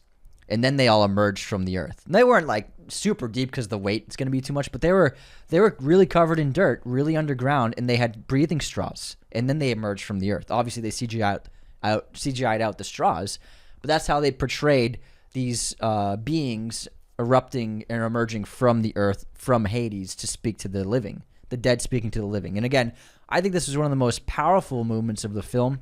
It was really the showcase of Odysseus's punishment, his turmoil, and the death he's caused, and the pain that he's left behind of his men, veterans of his army, of his command, who now suffer in Hades. And it's seen at the end when they all chase after him, wanting vengeance on Odysseus, because he has not honored them yet. Yeah, I think that's an important motif throughout the film, is honoring the dead. That's consistently brought up, not even from Odysseus and his men, but even Telemachus brings it up later in the film, where Cinna gives him guidance to, when you get home, sail west and pay sacrifice to the men you've lost. thank you for doing it for me. You buried me on the beach. But so many men were not honored in their death. Also, that's where he gives Odysseus the draft cue to bring Antinous his shame back with him. I loved Agamemnon here too. He kind of just glides in. He like sort of floats into frame, which was really cool. And again, the "Let's go" was misinterpreted by everybody who critiqued it from the trailer alone, because like you said earlier, they are trying to get the fuck out of there. So what would you say? Hurry, man, let's run away. No, you're going to say, let's fucking go. Let's get the hell out of here. Yeah. Which is exactly what it was. But this is a great sequence for Odysseus to start looking at himself with a little more introspection, especially his actions, and getting guidance from Tiresias about the next sequences, whether it's the Sirens, the monster, the six-headed monster, or the Whirlpool, which we'll get to. Now, next up, we have the Sirens. Naked ladies in a Nolan movie. Naked ladies again. We had it in Oppenheimer, but shot from a distance. Yes. I like that. Again, he always keeps us in Odysseus's perspective and point of view. We never see like close-ups of them. He keeps us on the boat during all these instances. Sirens, famous monster creature from the book. These mythical women, mermaid-esque characters whose voices lure men to the dangerous coast of the island they live on, who are never seen again.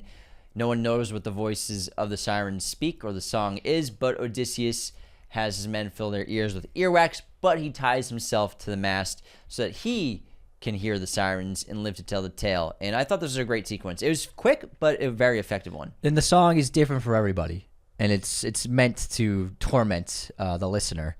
And we see one of the men take the wax out of his ears because he's so curious, and he ends up being cast by the spell and swimming out to them. Matt was so impressive in this scene. He really brought it.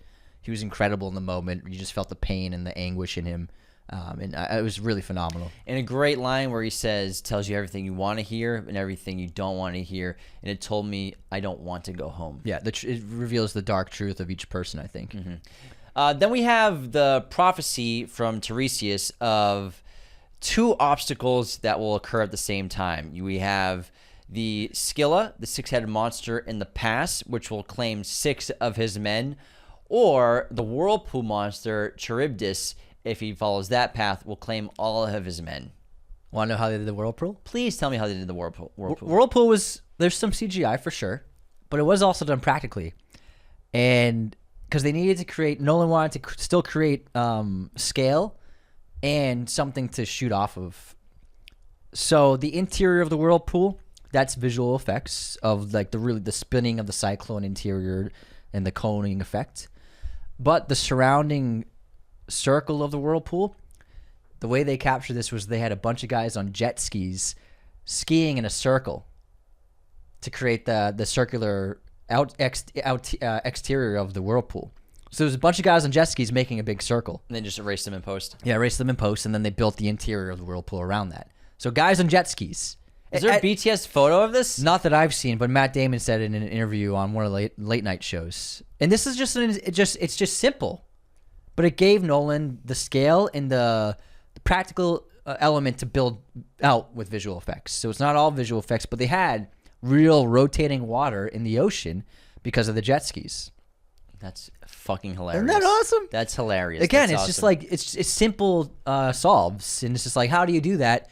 Oh, what about guys on jet skis just driving in a circle? And Odysseus is clever. He knows his men distrust him, and he knows that Eurycylus is kind of leading the men secretly, and so he tells Eurycylus to navigate to the Whirlpool. I can't say that. Whirlpool. Yeah, he's saying all the rocks are too dangerous. We'll go there. He's like, just head straight, and we'll shoot up from the top. And Eurycylus is like, what the fuck are you talking about? That's a terrible plan. And so Eurycylus has them navigate to the pass, which is what Odysseus wanted the whole time. And here we have the six-headed monster who claims 6, but it felt like 7 or 8 of his men pulling him off the ship. Bless you. God bless me. And this was terrifying, and I thought it was done so well. Yeah, and I like the design of the creature, often depicted as like a dragon serpent-like being and monster. This one felt like, because it lives inside stone, it lives in like its own cavern, it felt like a creature that doesn't see daylight, doesn't see the sun very often. and so it felt like stonish and like the creatures in The Descent, how they evolved in that interior environment, and they're different from humans, even though they were humans. I felt like this with the monster design. It felt like a creature that lives inside of a cave, and I love how it just like it was like a hermit crab, just like went back in its shell. Yeah, a giant. And that was all done. The whole stunt sequence of all the men being pulled was really done on the boat on the water. This was not done on the soundstage. And their stunt coordinator, I can't remember his name off the top of my head, Matt Damon said that was all done after lunch. So in one afternoon, they got the shots of every stuntman being pulled by wire out of the ship. That was every one of those shots done after they ate lunch in that one afternoon. Pretty good crew. Let's talk about the next obstacle, the forbidden obstacle, Helios' sacred cattle, the sun god's cattle. As they are approaching the beach, Odysseus screams the omen finally that Tiresias said you're all going to die if you eat the sun god's cattle on this island. They wash ashore. They're like, don't worry, we won't eat the cattle. We'll just forage. We'll eat our rations. But then that great shot we were talking about earlier where Odysseus wakes up. They're trapped there because of the winds. He wakes up, I'm assuming smells the food, smells some barbecue. He's got some ribs. I smell some ribs. No CGI here. I'm just kidding. Finds his men who dug a trench, hiding from him, not from the sun god, while eating the cattle. This leads to the wind stopping. They can escape. But this is where his men are killed and separated from him because of the storm from Poseidon and Zeus. Bolt of lightning, man. Oh my god. Great sequence. It was great. I loved it. Only a couple more obstacles left now. So we have our final obstacle with Calypso, where Calypso is letting him remember because she now knows that Odysseus doesn't want to be here. We'll never love her. He'll never love her, and he wants to go home. He's ready to go home now. Now he's ready. So she's letting him heal his mind by not giving him the lotus flower anymore and build a raft from his fallen ship. And then our big final obstacle is the suitors in Ithaca. Now, at the gates of Hades, Agamemnon gave him advice. Don't go home expecting a hero's welcome. You will not be garnished with wreaths and honor, as I was, because he was deceived by his wife after sacrificing his daughter. A poison immediately struck his wife, and she got vengeance by killing him, by luring him in with love and happiness until he was in his most vulnerable and killing him immediately. Pretty justified, I will say so myself. I mean, you sacrificed a little girl. But then what's even more fucked up is that their son avenged Agamemnon and killed his mother. Crazy. So Odysseus... Family drama. washes up on the shores after Calypso tells him, take your punishment. Take your punishment from Poseidon. Zeus will not let you die. There's a lot more nuance there in the books. You'll be protected by Zeus, but just take it. Take it on the chin from Poseidon. Washes up ashore on Ithaca with Athena. Don't you recognize your home? Incredible. And the visuals of him on the raft, just in the water. Incredible cinematography, the shots they got. And then full on Ithaca, man. And then while this is happening, Antinous set up a bunch of the other suitors to track down Telemachus and kill him while he was visiting Sparta. And this is where he and his guy, Ryan Hurst, him and his trainer. It's when they're back in Ithaca, by the way. And they go back to this temple. And this is where the men swarm them and are prepared to kill Telemachus. But the stranger, the hooded Odysseus, protects them, kills all these dudes. And I gotta say, when Odysseus stabs the first guy in the throat, the first kill he gets in the temple, stabs the guy straight in the throat, the theater I was in, everybody fucking went crazy. Everybody was like, woo, let's go! Well, that guy's a very unlikable character. Yeah. Well, what's great is Odysseus takes Agamemnon's advice and he goes to Ithaca and travels in disguise as an old beggar, an old man. Gets the information from Eumaeus. Yeah, I always mispronounce Leguizamo's character's name. Eumaeus, his most loyal servant, who he left behind wisely in Ithaca. He didn't take. There's that line. He didn't take his most loyal servant. He was always smart, the most clever of us. Yeah. And so that's where Eumaeus tells him that Telemachus needs help, and that's where he saves Telemachus. I love this third act. When Odysseus walks out of Eumaeus' door, like at sundown. Bringing vengeance. Bringing it all. Oh! When he walks through the doorway, holy shit. Camera follows. Holy shit. This is one of my favorite shots. This is And John I love Ford's the shot. reveal of Telemachus understanding finally who this beggar is when they get up to the palace doors.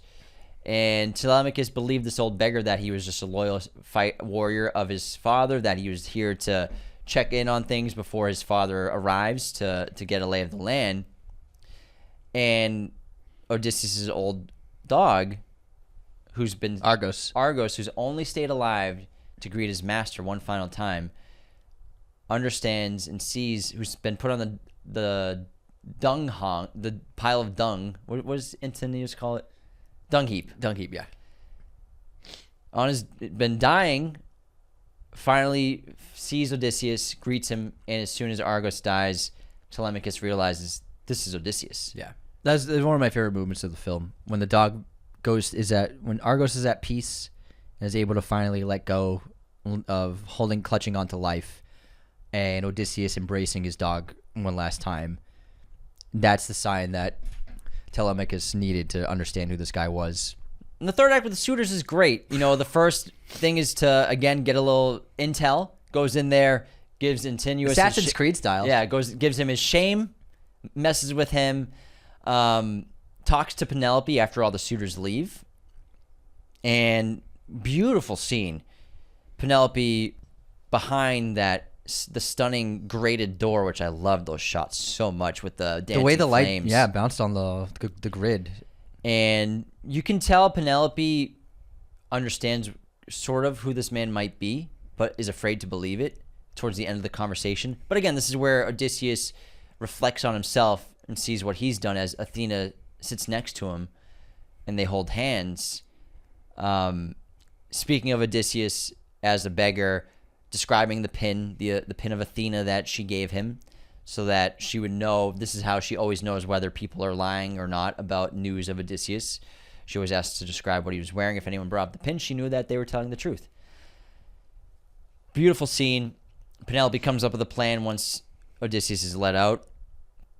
And the plan is to whoever can string his bow and shoot an arrow through the axis, because only Odysseus could do that.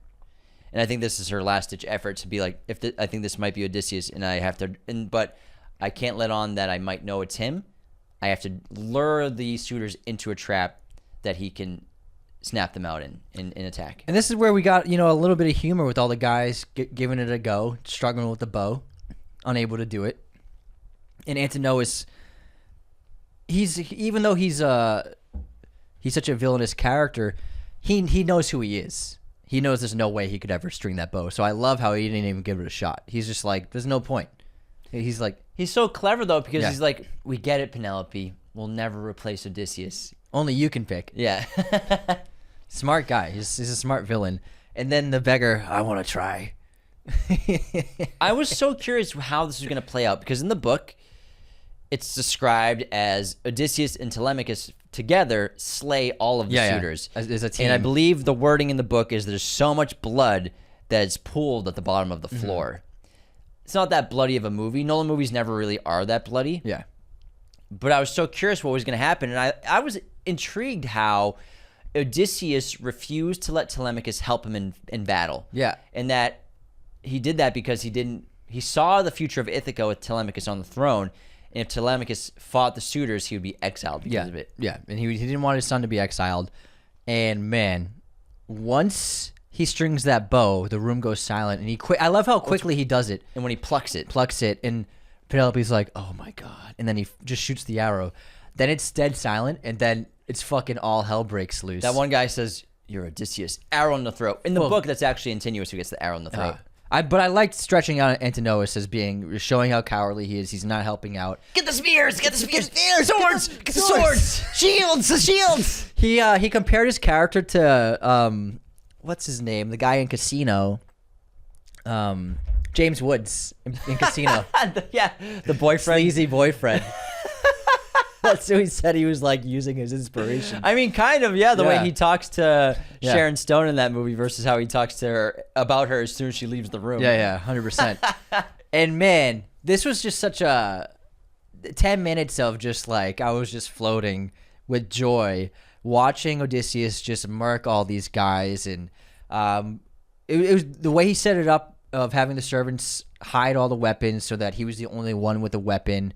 But it showed the power Odysseus had, where how frightened a lot of the men were, and even halfway through the battle, half of them just bowed down and kneeled. Like they're like, I'm not gonna fuck with this guy at all. And the guys who did try to fight him, he's just destroying them, but he's struggling too. And then Logan Marshall Green's character is trying to provide weapons on the floor above, and then Nolan loves multiple things happening at the same time. He loves it. So he set up the scene of Telemachus versus Logan Marshall Green's character trying to stop him from providing more weapons to the guys. So it's great for suspense, having two things, or he usually does three, but this time it was just two things happening at the same time in tandem. And my favorite moment was when, there's only so much Odysseus can do with bow and arrow, and then enough spears come out where he's surrounded by 6 or 7 guys with spears. He's just got he's using the arrows as like a fucking weapon, just like he can't bow it anymore. And then Telemachus drops the sword down. Boom, he catches the sword. I was like, oh, let's go. Oh my God, this is amazing. It's amazing. He's got arrows in his back. It's fantastic. And I love Antinous slain last. Yeah. Puts his shame in his mouth and stabs him in the belly and kills him. And when Odysseus stands up, he's got 2 arrows sticking out of him, a spear sticking out of him, and he's just the fucking man. What a beast. And he finally walks to Penelope, who opens the doors. We think he's dying in her arms, but he survives. He's got and he gives her the Athena emblem. It's a really beautiful moment, and I love the ending of this movie where Telemachus is now king, and now Penelope and Odysseus, they're gonna do what they were gonna do before. When she pitched him, Yeah. why don't we just get out of here? You don't have to go to war. We'll just take a ship and we'll chase the setting sun. We'll chase the setting sun, and this is also Odysseus going on his journey to pay sacrifice and respect to those he lost. Beautiful ending, beautiful shot. Yeah. Man, I love The last 2 shots I think are some Yeah. of the best in the movie, where it's the shot of Odysseus and Penelope on the boat, and then cutting to the final shot of the film, the Trojan horse pushed in, bent over against the columns, on fire. Ludwig's score, deafening you, with thematic motifs. Amazing. Yeah, I thought it was a really perfect ending. Because again, he kept it emotional. He kept it personal, and about the characters, and it wasn't some big grand ending. It was a satisfying ending. And the last few images were so strong. I loved everything about it. And man, the applause at the end when the credits rolled was insane. I was at the TCL at IMAX in LA. Big theater. That's like Yeah. 700 seats. It was the room erupted. Was it sold great. out? Yeah. Absolutely, just packed. And it was just a sensational way to watch the film with such a big crowd, and everybody seemed to love it. Great reaction. I love the film. I thought it was amazing. I thought it's my favorite of the year. I think it's a crowning cinematic achievement in filmmaking, in landmark in contemporary cinema for what they achieved, what they accomplished. I wouldn't say it's my favorite Nolan movie, but I think it's still a staggering piece of work. Yeah, I'm not gonna rank this. I'm not gonna rank Nolan's movies. We're not doing a ranking. We don't do that. I need multiple viewings. I need years to digest. Yeah. I've seen it twice. Second viewing, I'm telling you, you're gonna love it even more. Yes. It's even better. Third viewing, I want to do once we're back from Comic-Con. I recommend seeing it in 70 mil 2.20 aspect ratio. Yeah. It's fucking awesome. I Love loved to see it in widescreen. I briefly want to talk about, before we wrap up, Ludwig Göransson's score. Yes. Where this guy's 3 Oscars, under 40 years old. He's just one of the best in the business. Another groundbreaking immersive sonic landscape, rejecting historical tropes of orchestra, because Chris Nolan wanted him to create instruments that would have existed back then and use that, but also blending in digital There's synth synth in there, yeah. which was great. A lot of chants and It felt old, it felt ancient and primal at the same time as feeling contemporary, and something that audiences could connect to. Inventive, creative, the themes are there. I felt a lot of connection to Tenet at times. it felt like Oppenheimer met Tenet and had a baby. But it felt so original. Yeah. And so new, and I think it added so much to it. Yeah, it was a great score accompanying the film and worked really well. It was very interesting, and the sounds he developed and the percussion was great. The vocal work was immense and added the mythic quality to it, and the grand scale nature. It suited what we were watching on screen, and it was just a fantastic score. Yeah, and so they actually created and used instruments that would have existed in ancient Greece. One of them was called an aulos. It's a double reed pipe. What was called the rock star instrument of ancient Greece for over 1,000 years. It's a double pipe reed instrument with twin clarinets or oboe percussor. You hear it consistently throughout the film. Göransson worked with a specialist named Colin Armstrong, who reconstructed it from 6th, 5th century BC artifacts. No surviving ones exist, but that was that raw, wailing tone and theme that was present throughout the film. They also used a lyre, which is a harp-like string instrument central to Greek mythology and poetry, reconstructed with input from musicians, drawing and from artifacts. Urns. And Nolan tied this to the pluck of Odysseus's bow, which I loved. Yeah. I thought that was a great characterization, to fight with honor. And even whether he's hunting, but he also does it at the end of the movie. Mm-hmm. He's surrounded by 50 suitors who would kill him in a second if they had the opportunity to. It gives them a warning. Like, I'm here, baby. Yeah. I'm back. They used 35 bronze gongs, varying sizes from Bronze Age authenticity, reconstruction. They're metallic, these resonant strikes, present through a lot of the fast-paced moments, the high-energy moments, as well as synthesizers, electronics, vocals, like you were talking about earlier. So I loved the use of whatever they were using in the movie to create a world that felt real. Yeah. Felt lived in, felt raw. And then Hoyte van Hoyte, my man. He's the man. He's the man. Hoyte is a legend.